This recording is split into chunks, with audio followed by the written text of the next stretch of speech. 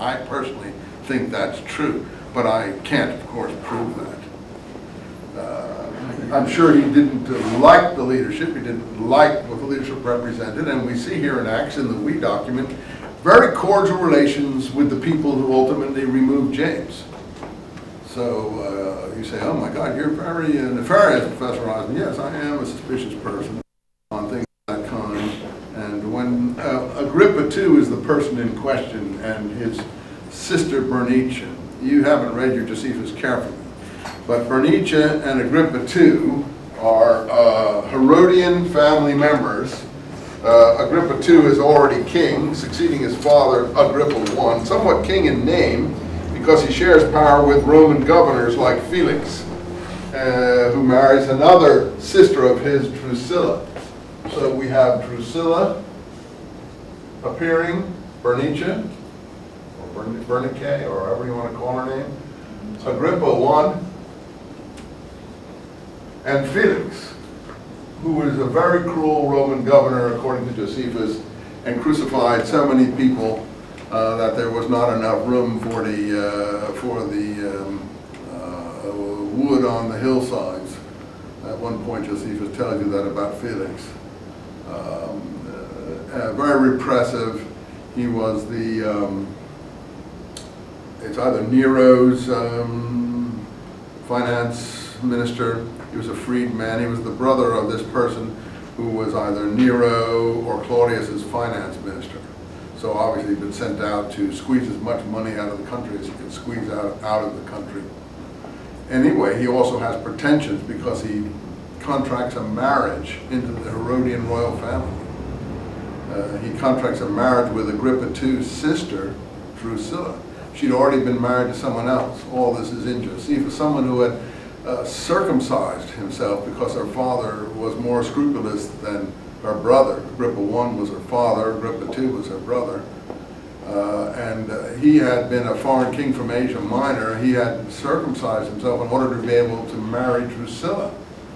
Drusilla was one of these princesses of this Herodian family, and with Roman names, and she divorced him anyway and then married Felix.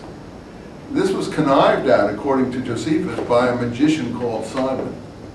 Now, I don't know how many magicians called Simon there were running around, but I assume this was Simon Magus who was involved in this.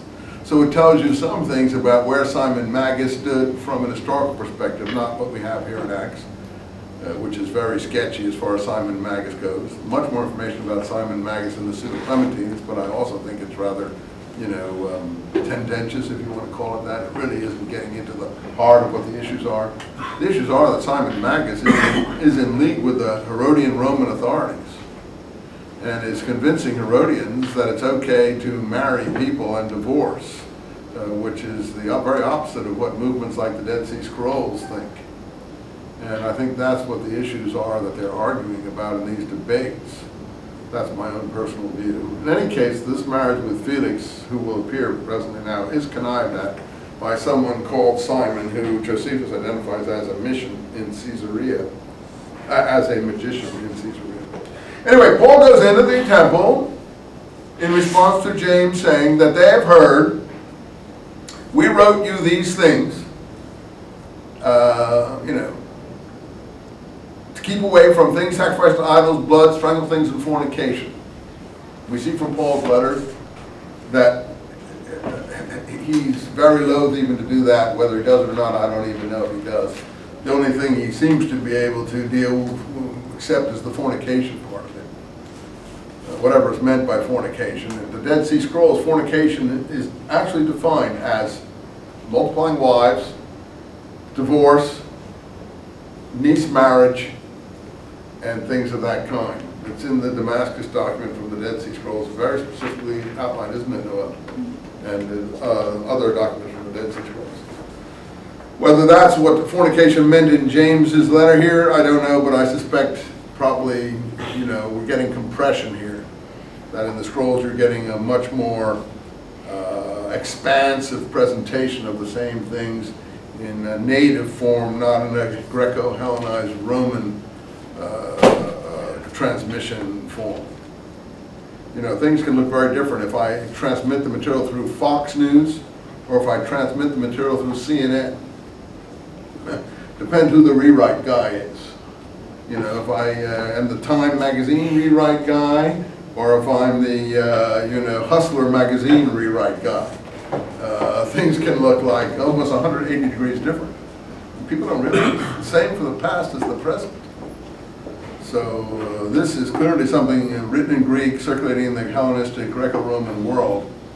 And the Dead Sea Scrolls are written in Hebrew, circulating only in extremist law, Mosaic-oriented, even maybe James-oriented type circles.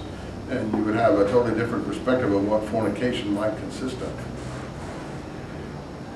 In any case, Paul, as we can see, certainly doesn't observe things sacrificed to idols, that ban. Blood, we could argue about whether he's interested in that particular ban. Communion, obviously, would imply that he doesn't care about that ban either. And I don't know what he thinks about strangled things, which in other contexts, pseudoclementines is clearly defined as carrion, things that are ripped by beasts, which actually strangle often their prey, which is why it's called strangled things. A translation from Hebrew into Greek probably, and it's totally unclear. In the pseudoclementines, it's very clear that it's carrion, including strangled things. Anyway, people in the temple see him and cry out, "Help, help, Israelites!" Are they yelling about James in the temple, the people? No. Why aren't they yelling about James? I think they like James. According to Eusebius, James is extremely popular. The authorities have to actually put him up on a parapet to quiet the crowds who have come yearning for the Messiah or the Messianic return at Passover time. And instead of quieting them, he proclaims the imminent coming of the Son of Man on the clouds of heaven, at which point he's thrown down, and ultimately some of the established people get him stoned, and so on and so forth. But he's originally put there, according to Hegesippus, conserved in Eusebius, because he's so popular with the crowd and the mass that he's the only one, because he's the tzaddik, he's the righteous one, and they even call him the righteous one in place of his very name. Do I accept Hegesippus? Yeah, I do. Say, how come? Well, you say, you just want to, right? Yeah, I do want to, but it seems to make sense to me. I mean, maybe it isn't completely accurate, but it seems to me to explain why James goes along for 20 years without any trouble at all. The minute Paul appears, there's endless trouble. So you have to wrestle with that. You figure out if you have a better explanation. And here's the explanation that Acts even admits.